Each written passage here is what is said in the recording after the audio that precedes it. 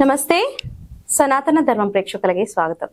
మనతో పాటుగా దశ మహావిద్య ఉపాసకులు డాక్టర్ ప్రొఫెసర్ ఉల్లపూడి సత్యనారాయణమూర్తి గారు ఉన్నారు. ఆయనతో మాట్లాడదాం. నమస్తే. నమస్కారం మా శ్రావణి మేడం గారు.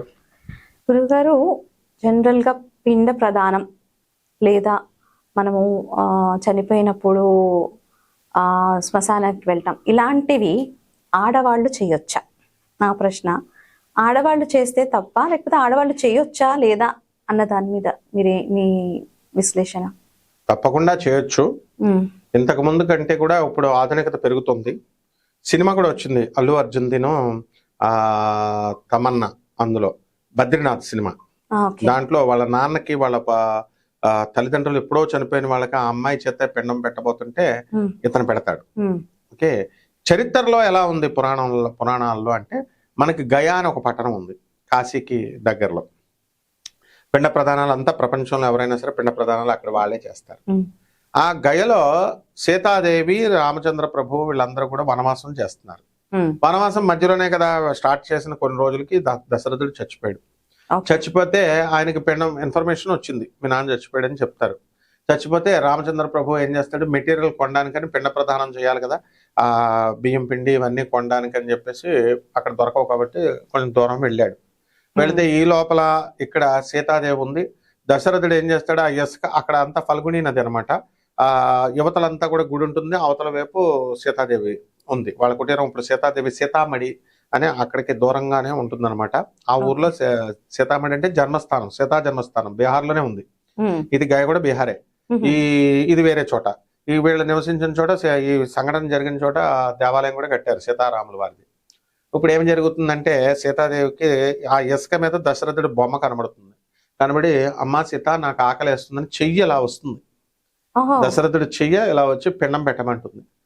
అయితే మామయ్య గారు వాళ్ళు వెళ్ళారండి, వాళ్ళు వచ్చేదాకా ఆగండి అంటే, నాకు అంత టైం లేదమ్మా, నాకు ఆకలి వేస్తుంది, పితృలోకాలకు వెళ్ళిన తర్వాత ఇంకా టైం ఉండదు అని చెప్పేసరికి అప్పుడు సీతాదేవి ఏం చేస్తుందంటే, ఆ పల్గుని నది తీరాన ఉన్నటువంటి ఇసుక బాల్స్ ని ఇసుక రేణువులను ఒక బాల్ కింద తయారు చేసి 3 ముద్దలు ఇస్తుంది. పితామహ, ప్రపితామహ, పితామహ అని మొత్తం 3 తండ్రి, దశరథుడు వాళ్ళ తండ్రి, వాళ్ళ తండ్రి, అలా రాముడు పెట్టాలి ఇదంతా. సీతాదేవి పెట్టేసింది. పెట్టేస్తే మరి రామచంద్ర ప్రభు నమ్మడు కదా, అందువలన ఏం చేసింది, ఒక ఆవుని, ఒక బ్రాహ్మణుణ్ణి, ఒక తులసి చెట్టుని, ఫల్గుని నదిని సాక్షుల కింద పెట్టుకుంది. సాక్షుల కింద పెట్టుకుంటే వీళ్ళు రామచంద్రుడు వచ్చాడు, పిండ ప్రదానం చేశానని చెప్పుద్ది. సాక్ష్యాలు ఏమిటని అడుగుతాడు. సాక్షాత్తు శ్రీమన్ నారాయణమూర్తి రాముడు అంటే భయపడిపోతాం ఎవరైనా సరే. అమ్మ బాబోయ్, రామబాణం వేశాడంటే మళ్ళీ ఇది ఉండదు. ఈ ఆడవాళ్ళు అసలు ఆ కాలంలో ఇంతవరకు ఎవరు కూడా పిండ ప్రదానం చేయలేదు. సీతాదేవి చెప్తే నమ్ముతాడో నమ్మడో, నమ్మకపోతే రాముడికి కోపం వస్తుంది, మమ్మల్ని శిక్షిస్తాడు అనే దీంతో భయపడిపోయి మొత్తం అందరూ అబద్ధాలు ఆడేస్తారు. ఏమని చెప్తారు, ఫల్గుని నది చేయలేదని చెప్పుద్ది. అప్పుడు సీతాదేవి అని పెట్టింది శాపం, మొత్తం ఫల్గుని నది అంతా బ్రహ్మాండంగా ఉంటుంది, కానీ ఆ బీహార్ దగ్గర ఆ గయ క్షేత్రంలో ఫల్గుని నదిలో నీళ్లు ఉండవు అని చెప్పిచ్చేసింది. అందుకని అక్కడికి ఎంత వెళ్ళినా ఇలా ఇటు నుంచి అటు నడిచేయచ్చు మనం. ఇది మొదటి శాపం. రెండో తులసి చెట్టుని పెట్టుకుంది. తులసి చెట్టు చెప్పమంటే, తులసి చెట్టు చెప్పకపోతే గయా పట్టణంలో ఒక్క తులసి చెట్టు చూపిస్తే 1 కోటి రూపాయలు ఇవ్వచ్చు మనం. ఉండదు, మొలవదు. సీతాదేవి శాపం.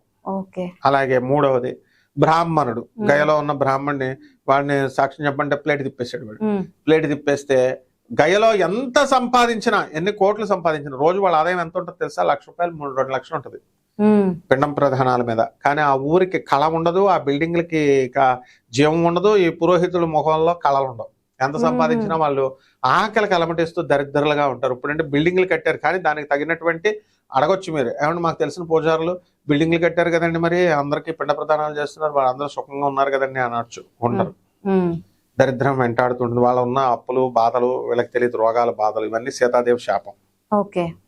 లేకపోతే ఈ పాటికి అందరూ వెళ్ళిపోయి గయలో దుకాణం పెట్టేసి పంతులంతా కూడా బంగారంతో బిల్డింగ్లు కట్టిపారు ఇద్దరు. ఎందుకు వెళ్ళట్లేదు, సీతాదేవి శాపానికి భయపడి. నెక్స్ట్ ఇక 4వది ఆవును పెట్టుకుంది. ఆ ఆవు కూడా నిజమని చెప్పేసి తలతో, అబద్ధం అని చెప్పేసి తలతో చెప్పుద్ది, నిజమని తోకతో చెప్పుద్ది. అక్కడేమో బ్రహ్మదేవుడిది అక్కడ రివర్స్ అనమాట. అక్కడ విష్ణువు బ్రహ్మ ఇద్దరు నేను గొప్ప అని కొట్టుకుంటుంటే అక్కడ అరుణాచలం ఈశ్వరుడు పరమేశ్వరుడు అగ్నితత్వం అగ్నిలింగం పుట్టి మొదలొకళ్ళు అంతమొకళ్ళు చూడండి అంటే బ్రహ్మదేవుడేమో టాప్ చూడడానికి వెళ్ళి విష్ణువు బాటమ్ చూడడానికి వెళ్ళి వచ్చేసి విష్ణుమూర్తి ఏమో అబద్ధం చెప్పడు పాపం నిజం చెప్పేస్తాడు నేను చూడలేదని. బ్రహ్మ మాత్రం ఒక మొగల చెట్టుని ఒక మొగల పువ్వుని ఒక ఆవుని తీసుకొస్తాడు సాక్ష్యం. తానే తప్పు చేస్తూ మళ్ళీ దొంగ సాక్ష్యాలు ఎలక పిల్లి సాక్ష్యం లాగా తీసుకొచ్చి ఆ మొగల పువ్వు అబద్ధం చెప్పు చూశాడు అంటుంది. అయితే నీకు పూజ లేదు పో అని చెప్పిస్తాడు అబద్ధం చెప్పావని శివుడు. ఆవు ఏం చేస్తుంది తలతో చూశాడు అని చెప్పుద్ది, అబద్ధమని తోకతో చెప్పుద్ది. ఇక్కడ సీతాదేవి దగ్గరికి వచ్చేసరికి ఆవు ఆ చూశాడు చెయ్యలేదు అని తలతో చెప్తూ చేసింది అని తోకతో చెప్తుంది రివర్స్. అందుకనే అక్కడ బ్రహ్మదేవుడి శాపము అక్కడ శివుడు శాపము ఆవు ముఖం చూస్తే పాపాలు, తోక పృష్ఠభాగం పూజ చేస్తే పుణ్యాలు ఐశ్వర్యాలు వస్తాయి. సీతాదేవి కూడా అదే పెట్టింది. సో రెండు సరిపోయింది, రెండు సార్లు జరిగింది.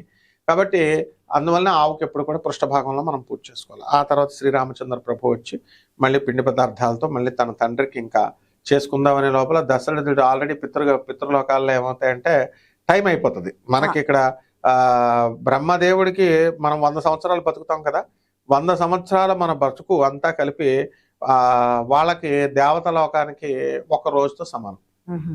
కాబట్టి ఇలా కొలమానాలు ఉన్నాయి ఇవన్నీ కూడా.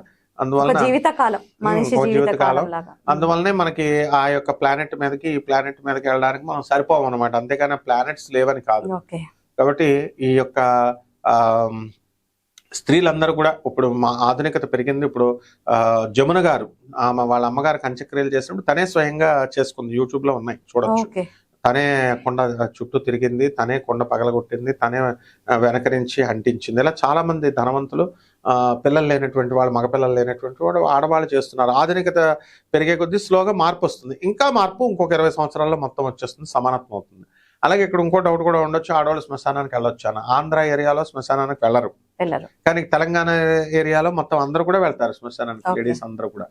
ఇలా మార్పులు అనేవి వస్తూ ఉంటాయి అనమాట. కాబట్టి ఆడవాళ్ళు పిండ ప్రదానాలు చేసుకోవచ్చు అమ్మా. చాలా చక్కగా చెప్పారు. థ్యాంక్ యూ అమ్మా.